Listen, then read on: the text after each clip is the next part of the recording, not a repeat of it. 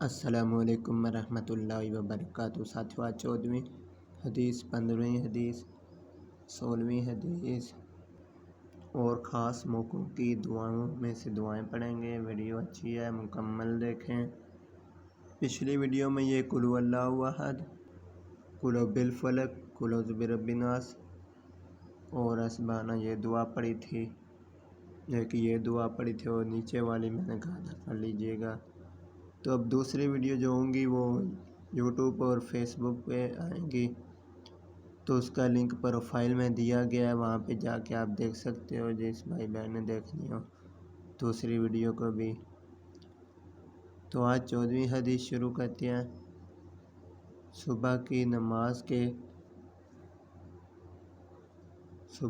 نماز کے بعد کسی سے ہم کلام ہونے سے پہلے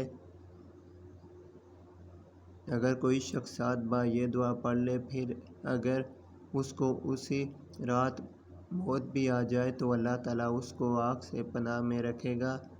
اسی طرح مغرب کی نماز کے بعد پڑھ لے تو یہی فضیلت ہے۔ تو اس کی فضیلت بتاتا ہوں۔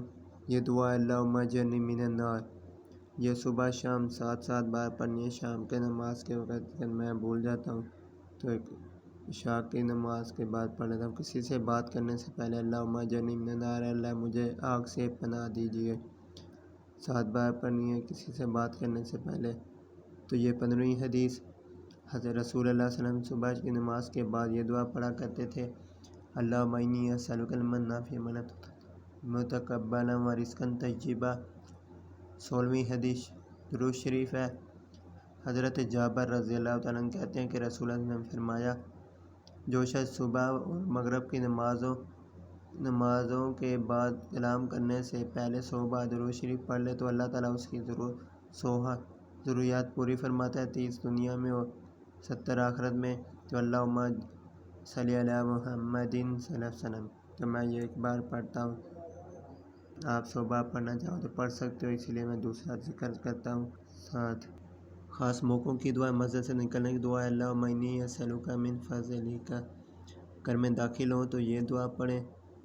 تو یہ حضرت ابو مالک اشعری رضی اللہ عنہ سے روایت ہے کہ رسول اللہ صلی اللہ علیہ وسلم نے فرمایا، جب کوئی شخص گھر میں داخل ہو تو یہ دعا پڑھا کر گھر والوں کو السلام علیکم کہے، اللہم انی اسألک خیر المولج و خیر المخرج، بسم اللہ ولجنا وعلی اللہ ربنا توکلنا۔